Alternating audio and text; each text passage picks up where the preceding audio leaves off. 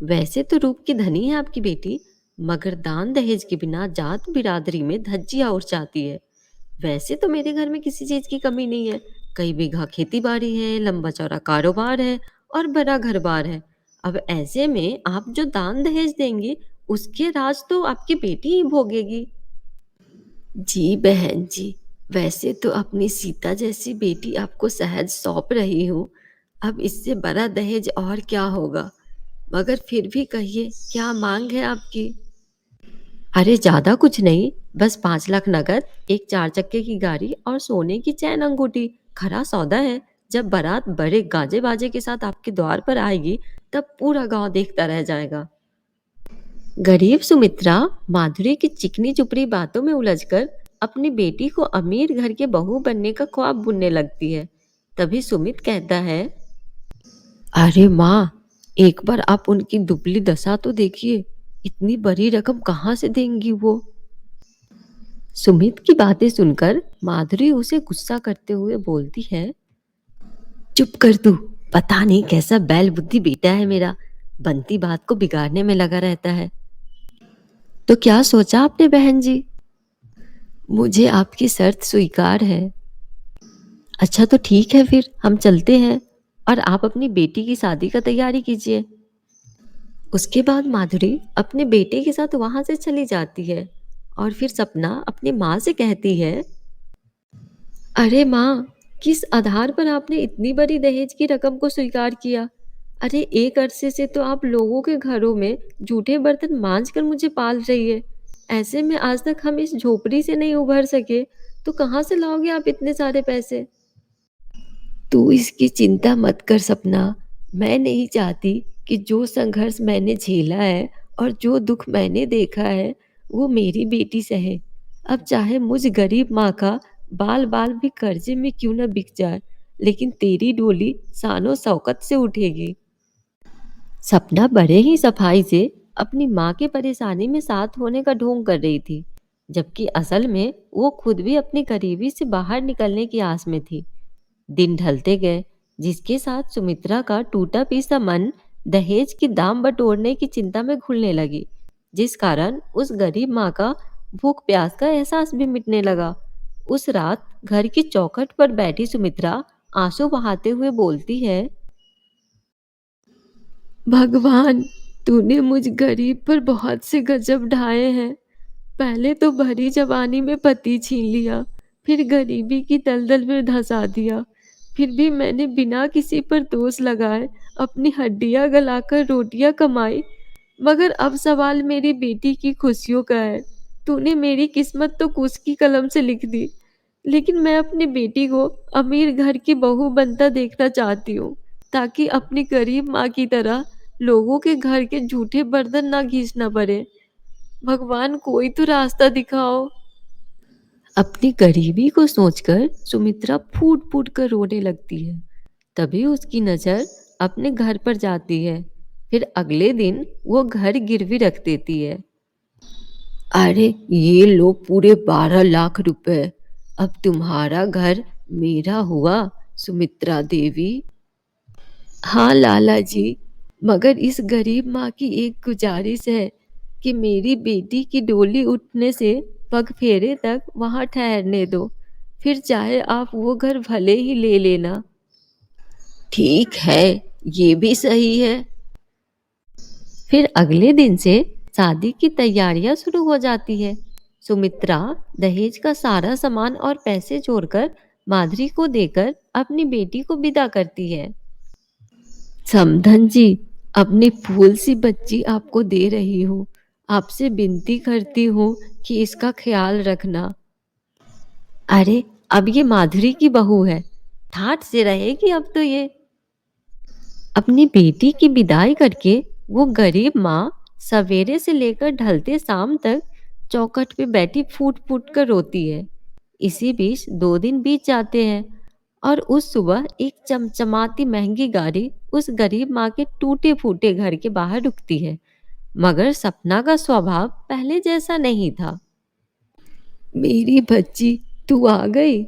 तेरी ये गरीब माँ कब से तुझे गले से लगाने के लिए छटपटा रही है। जैसे ही सावित्री अपनी बेटी के गले लगाने के लिए आगे बढ़ती है, सपना पीछे सरकते हुए कहती है, अरे माँ, प्लीज अब ये गुड़ और मक्खी का खेल नहीं पसंद मुझे। बेफिजूल में गले पड़कर मेरी महंगी साड़ी का सत्यानाश मत कीजिए। सपना, ये तुम कैसी बातें कर रही हो? वो माँ है तुम्हारी। जाने दीजिए दामाद जी, सपना सही कह रही है। अब मेरी बेटी अमीर हो गई है, इसलिए शायद भूल गई है कि माँ के इसी मैले आंचल के साए में पूरा बचपन बीता है। अब बस कीजिए माँ, वो आपका फर्ज था। कोई बहुत बड़ा एहसान नहीं किया आपने मुझ पर। अब तो इस घर में मुझे घुटन हो रही है। अब मुझे यहाँ और नहीं रुका जाएगा। चलती हूँ मैं। अपनी अमीर बेटी में आए इस रूखे बदलाव से उस गरीब माँ का मन टूटकर चकनाचूर हो जाता है।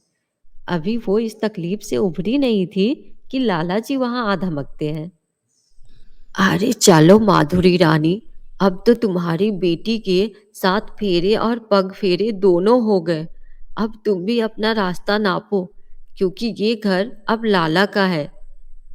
इस तरह बेटी को शानो शौकत से भरपूर घर में शादी करने की सजा में उस गरीब माँ को बुढ़ापे में बनवास भोगना पड़ता है, जब एक ही झटके में उसके घर से छत छिन जाती है, जिस कारण सावित्री को दर दर की ठोकरें खानी पड़ती है।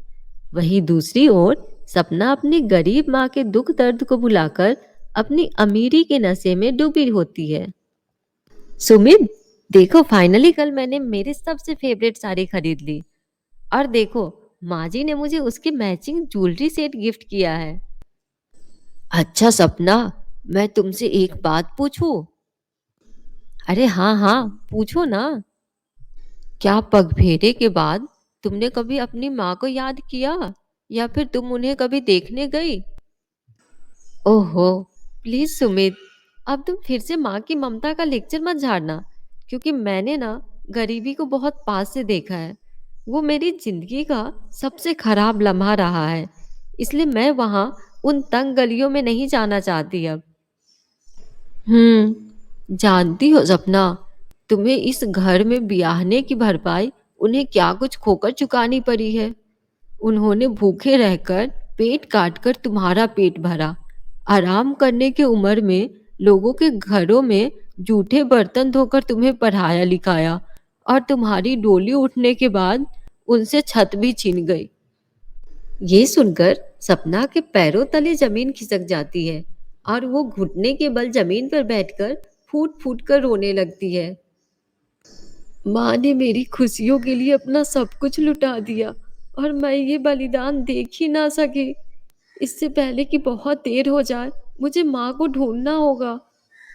फिर सपना सुध बुध खोकर अपनी माँ को ढूंढने के लिए हर घर का दरवाजा खटखटाती है, मगर कहीं भी उसकी माँ नहीं मिलती।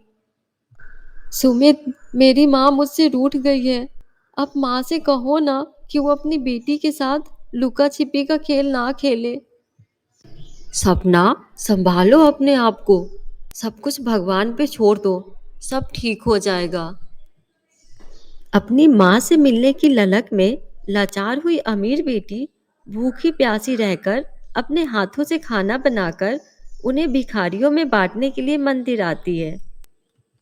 हे अम्बे माँ, सुना है पूत का पूत हो जाता है, मगर माता कुमाता नहीं होती।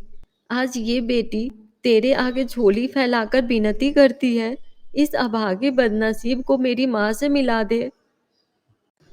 अरे पता नहीं अम्मा, आज ना कोई बड़ी अमीर जादी अपनी माँ के मिलने की मन्नत से यहाँ भिखारियों को खाना कपड़ा और पैसा बांट रही है। आप बस इसी सीढ़ी पर जमी रहना, और जो खाना पैसा मिले बटोर लेना। अचानक से सुमित्रा की नजर सीढ़ियों से खाना बांटती जा रही अपनी अमीर बेटी पर पड़ जाती है, जिसकी आंखों से बहते आंसू चेहरे पर आ रहे थे। ये देख वो गरीब माँ वहां से जाने लगती है। तभी सपना उसे देख लेती है। माँ, भगवान का शुक्र है तुम मुझे मिल गई।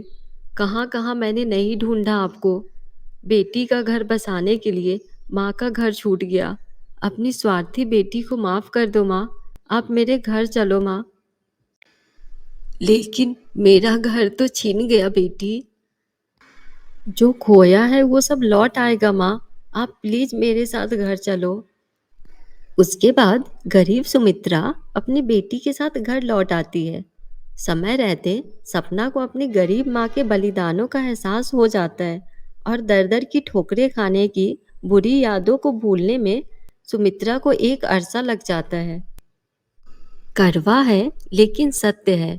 एक गरीब माँ अपने बच्चों की फुलवारी सींचने में अपना जीवन झोंक देती है। फिर क्यों बड़े होकर वो बच्चे वही माँ के साथ चलने से कतराते और उसके साय से भागने लगते हैं। हेलो दोस्तों, तो कैसी लगी आप सभी को हमारी ये कहानी? अगर पसंद आई हो तो वीडियो को लाइक कर देना और चैनल को सब्सक्राइब करना मत भूलना। Thank you.